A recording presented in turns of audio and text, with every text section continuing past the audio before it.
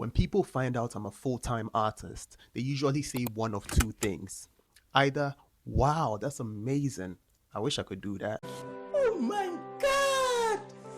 Wow! Or, how do you actually make money doing that? And both of these responses tell you everything about how people really see this life. So, let's get into it.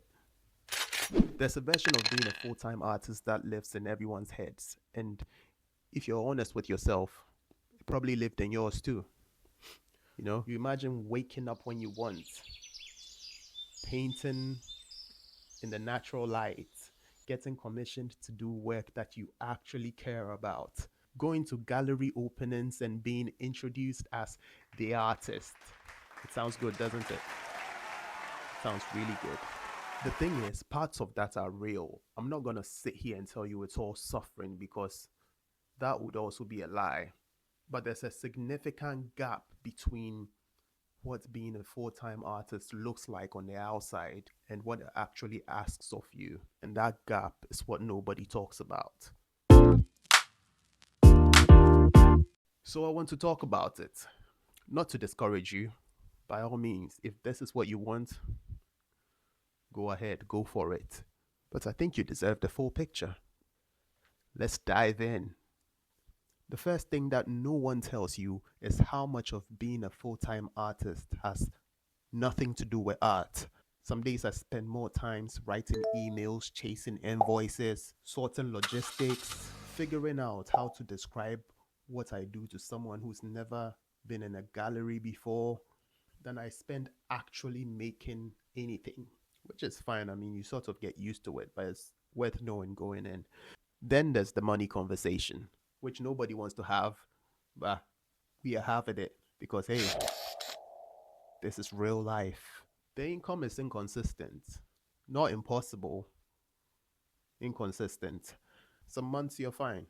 Some months you're doing mental arithmetic when you go to the supermarket. The difficult part is not the low months. The difficult part is the fact that you cannot predict them. You could do everything right, good work, good relationships, good communication, and still have a month where nothing comes in. That's just the reality of commission-based and project-based income.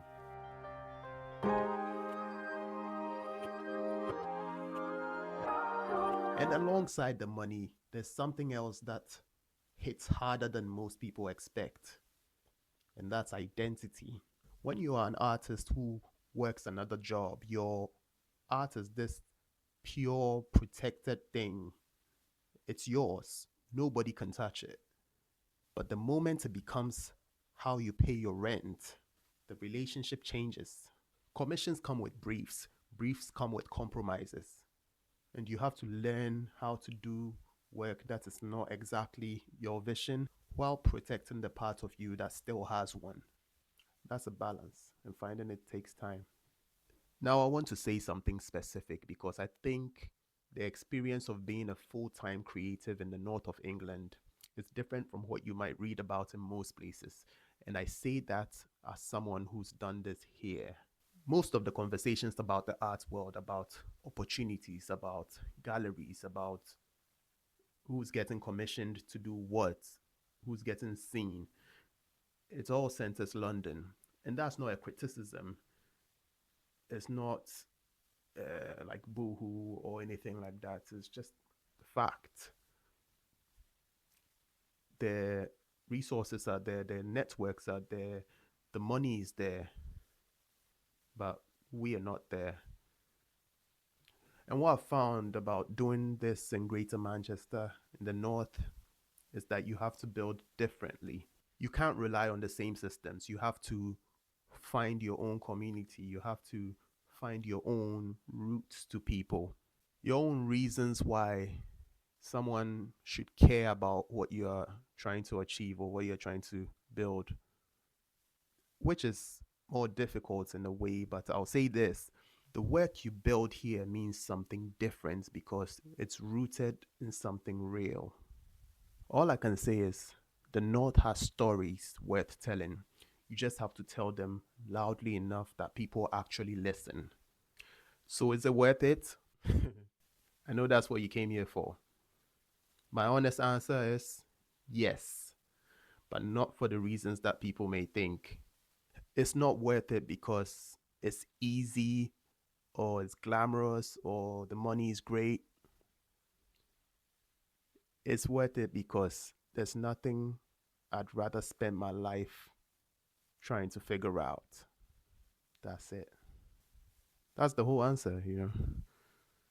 But if you feel this way, not just if you genuinely feel this way, you know, like not just on days when a piece comes together, but on days when it doesn't. On days when it doesn't feel so easy, on days when you don't feel as motivated, then maybe this life is for you. Not because it will always work, but because you won't be able to stop yourself from doing it either way. The artists I've spoken to on this podcast, the painters, the filmmakers, the musicians, the DJs, none of them chose this because it was sensible. They chose this because not choosing it felt worse. And I think that's the most honest definition of a full-time artist that I've ever come across. If you found this useful or it gave you something to think about, share it with someone who needs to hear it. And if you've got some thoughts, questions, or maybe even your own experience that you'd like to share, drop it in the comments. I read everything. New episodes every Saturday. Remember to hit that subscribe. And until the next one, this has been the Epicvishin Podcast. Take care of yourself. Peace. Take a step back, make a focus and show you the bigger picture. All I really wanna do is make an impact. All I really wanna do is build a legacy, and when I leave, I pray I leave it intact. The road to the top is never straight to zigzag. I'm making money move, still I secure the big bag. All I really wanna do is